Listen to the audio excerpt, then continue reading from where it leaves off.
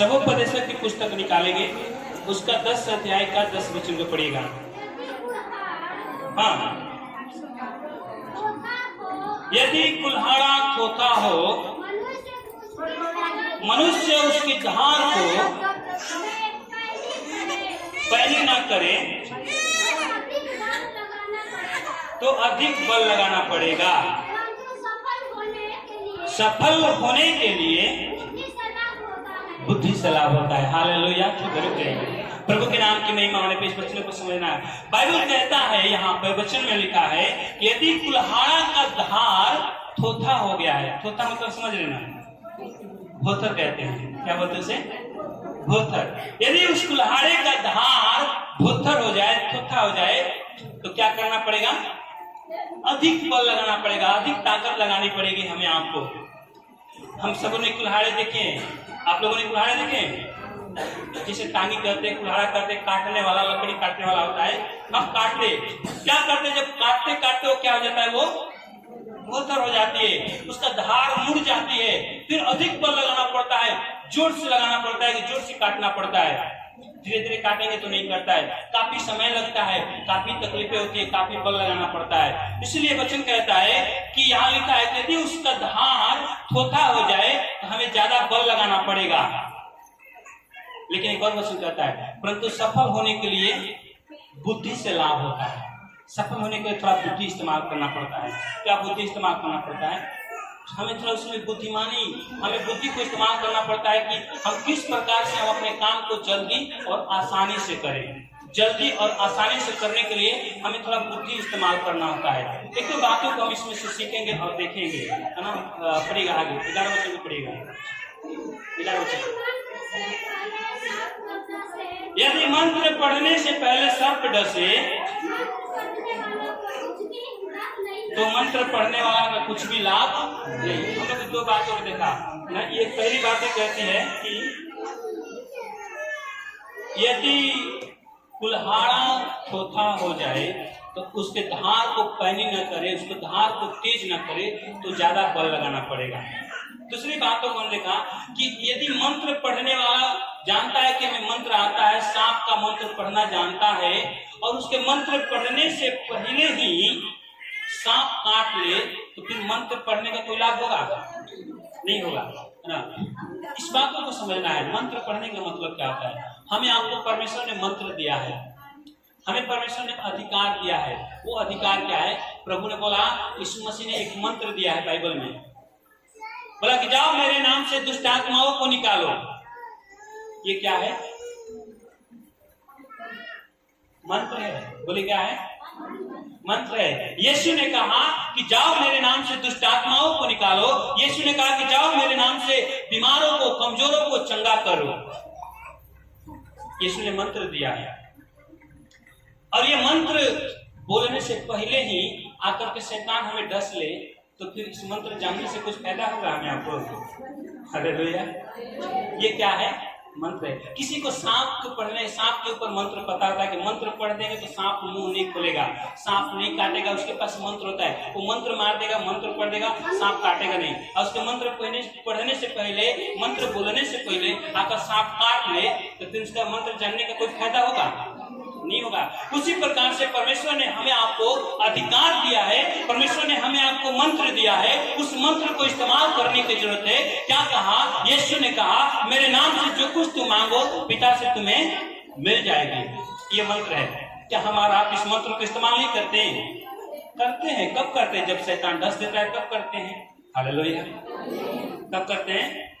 जब तकलीफें आ जाती है, जब परेशानी आ जाती है, जब दुख होता है, तब इस्तेमाल करते हैं कि प्रार्थना करना चाहिए। उसके पहले कोई जरूरत है, निश्चिंत है, निफिक्र है, कोई दिक्कत नहीं है, हमें कुछ दिक्कत नहीं होगा, हमें कोई परेशानी नहीं होगी, हम तो ठीक हैं, हमें ठीक है। क्या जरूरत है प्रार्थना करने के लिए? हम तो भला चंगा है। क्या जरूरत है प्रार्थना करने के लिए? हम तो अच्छे हैं। क्या जरूरत है प्रार्थना करने के लिए? और जैसे ही आकर के वो सांप, मतलब क्या समझते हैं?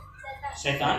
जैसे शैतान आके दसता है, लगता है अरे बाप, लगता है कुछ दिक्कत हो गया, लगता है कि सुबह से तबीयत खराब है, रात से बीमार पड़ गए, अब दिक्कत हो गई, अब मंत्र को इस्तेमाल करना पड़ेगा। जल्दी से बाइबल लाओ, जल्दी से प्रार्थना करो, गीत गाओ, शुरुआत करें। हम लोग क्या करें? मंत्र पढ़ना शुरू कर देंगे। क्या लाभ होगा?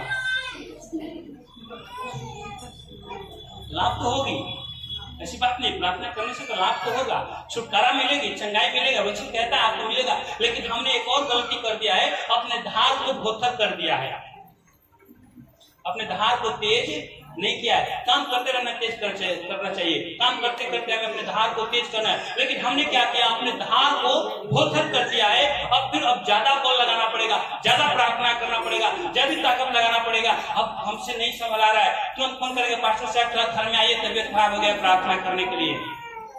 एक काम कीजिएगा, अपने साथ एक दो आदमी को लेते आइएगा, क्योंकि बल क्या करना है, ज्यादा बल लगाना है। हालेलुया, होता है ना, यही होती है, ज्यादा बल लगाना पड़ता है। पास्टर साहब अकेले क्या करेंगे, एक दो आदमी रहेंगे तो थोड़ा और ताकत मिलेगा, और बल लगाएंगे हम लोग। क्यों अपने धार को बोथर कर रहे हैं?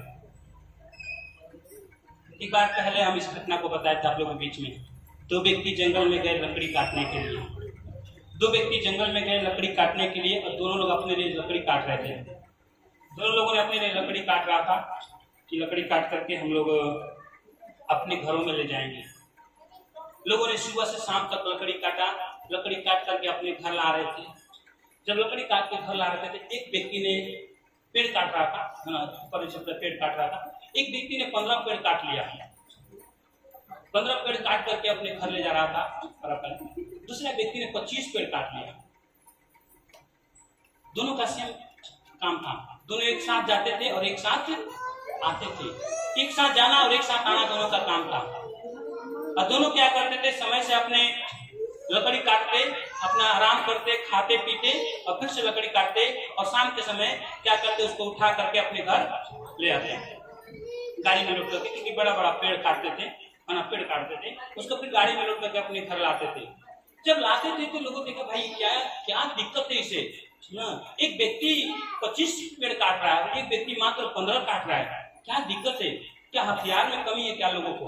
हथियार तो सेम है ना, लोग क्या रोज का यही घटना थी, रोज ऐसा ही हो रहा था, रोज ऐसा ही होता है। जो व्यक्ति 25 काट रहा था वो 25-26 काट रहा था, उसका कमी नहीं होता, और जो 15 काट रहा था वही 15-14, 15-16 काट रहा था, उसका पढ़ ही नहीं रहा था। बस सबोपदेशक की पुस्तक निकालेंगे, उसका 10 अध्याय का 10 वचन को पढ़िएगा।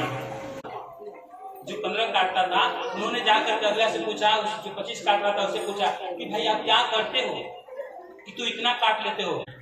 उसने बोला कि मेरे पास क्या है, मैं अपने कुल्हाड़ा के धार को जो थोथा होता है ना, उसको मैं थोथा होने नहीं देता हूँ। मैं 1 घंटा लकड़ी काटता हूँ और उसको क्या करता हूँ, 5 मिनट तेज करता हूँ। हालेलुया, क्या करता है, मैं 1 घंटा लकड़ी काटूंगा, फिर बैठ करके अपने धार को क्या करूंगा, उसको पैनी करूंगा, उसको मैं तेज करूंगा, उसके धार को तेज करूंगा, फिर काटूंगा, फिर मैं क्या करूंगा, उसको पैनी करूंगा। ये सुबह से शाम तक काटते रहता है, काटते रहता है, काटते रहता है। ये सीधा नहीं करता है, ये उसके धार को तेज नहीं करता है। उसी प्रकार से क्या होता है, उसका धार भत्तर रहता है, ज्यादा बल लगाना पड़ता है और थोड़ा काम होती है। और ये अपने धार को तेज कर दिया है, मात्र थोड़ा बल लगाना है और ज्यादा काम करता है।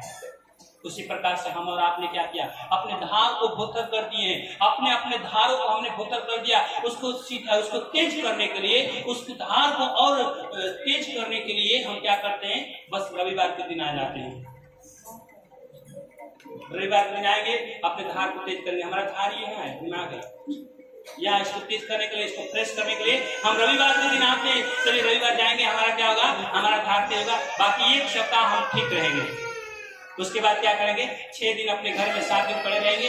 जब तकलीफ होगी, चलिए भैया रविवार है, जाएंगे, थोड़ा सा दुआ प्रार्थना होगी, प्रार्थना कराया जाएगा, प्रार्थना होगा, उसके बाद फिर अपने घर चलेंगे। ध्यान दीजिए, अपने धार को तेज करते रहना है, प्रत्येक दिन तेज करना है। प्रत्येक दिन हम दिमाग को इस्तेमाल करते हैं, प्रत्येक दिन अपनी बुद्धि को इस्तेमाल करना है, प्रत्येक दिन इसको इस्तेमाल करने की जरूरत है। नहीं इस्तेमाल करेंगे वो धोखा हो जाएगा, धोखा हो जाएगा, धोखा हो जाएगा, फिर वो काम नहीं करेगा। काम करने को ज्यादा बल लगाना पड़ेगा, ज्यादा ताकत लगानी पड़ेगी, हमें कोई लाभ नहीं होगा। हालेलुया। इसलिए परमेश्वर का वचन कहता है अपने बुद्धि को इस्तेमाल करने की जरूरत है। जब अपने बुद्धि को इस्तेमाल नहीं करेंगे दिक्कत हो जाएगा। हमें पता है, मंत्र जानते हैं हम और आपको, यीशु मसीह ने वो मंत्र दे दिया। मत्ती 10 का पहला वचन, फिर उसने अपने 12 चेलों को 5 बुलाकर उन्हें अशुद्ध आत्माओं पर अधिकार दिया, उन्हें निकाले और सब प्रकार की बीमारियों और सब प्रकार की दुर्बलताओं को दूर करे। सब प्रकार की बीमारी और दुर्बलताओं को दूर करे। ये प्रभु ने हमें आपको मंत्र दिया, प्रभु ने अधिकार दिया है कि जाओ, मैं तुम्हें अधिकार देता हूँ कि मेरे नाम से सब प्रकार की बीमारी दुर्बलता को दूर करो, दुष्ट आत्मा को निकालो, बीमारों को चंगा करो। ऐसा करके प्रभु ने हमें आपको अधिकार दिया है। हालेलुया। हमें आपको अधिकार मिला है, हमें आपको मंत्र मिला है। और हम मंत्र तब इस्तेमाल करते जब हमारे जीवन में तकलीफें आ जाती है, जब हमारे आपके जीवन में परेशानी आ जाती है, जब संकट में पड़ जाते हैं, जब कष्ट में पड़ जाते हैं। नहीं, हमेशा इस्तेमाल करना है, हमेशा इससे प्रार्थना में लगे रहना है, हमेशा प्रार्थना करते रहना है। क्योंकि परमेश्वर देखता है स्वर्ग से, परमेश्वर निहारता है कि कौन लोग मेरे पास आते। एक और वचन को पढ़िएगा, दूसरा इतिहास उसका 16 का 9 वचन को पढ़िएगा। दूसरा इतिहास 16 का 9 वचन को। हाँ, देख यहोवा की सारी पृथ्वी पर, उसकी दृष्टि सारी पृथ्वी पर इसलिए फिरती रहती है कि जिसका मन उसकी ओर निष्कपट रहता है।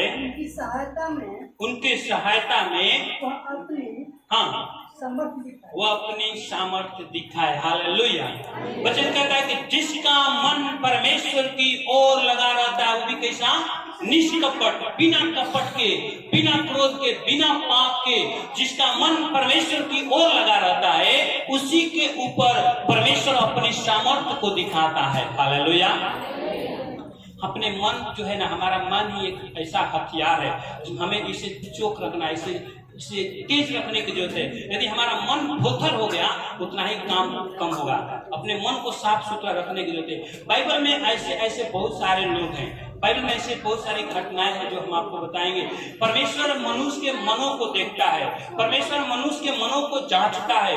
बाइबल में एक घटना लिखा गया, एक व्यक्ति था, उसका एक बेटा था जो दुष्ट आत्मा पकड़ा था, शैतान पकड़ा था, और वो यीशु से जाकर कहने लगा कि हे प्रभु, मेरे बेटे को ठीक कर दे। मैं तेरे चेलों के पास ले गया था, परंतु उसने ठीक नहीं कर पाया। मैं तेरे पास आया हूँ, आपको जो कुछ करना है करके ठीक कर दे। यीशु ने कहा, यीशु ने डांटा, कहा कि हे अल्प विश्वासी, मैं कब तक तुम्हारे साथ रहूंगा, कब तक? यीशु ने उस व्यक्ति को चंगा किया, उसके बेटा को चंगा किया। उसका मन में यह था कि जब तक यीशु हमारे बेटा को चंगा नहीं करेगा, हम चंगा नहीं होंगे। उसके मन में यह चीज थी, उसका मन में यह चल रहा था कि जब तक यीशु हमारे बच्चा को छुएगा नहीं, हमारे बेटा के ऊपर हाथ नहीं रखेगा, तब तक हमारा बेटा ठीक नहीं होगा।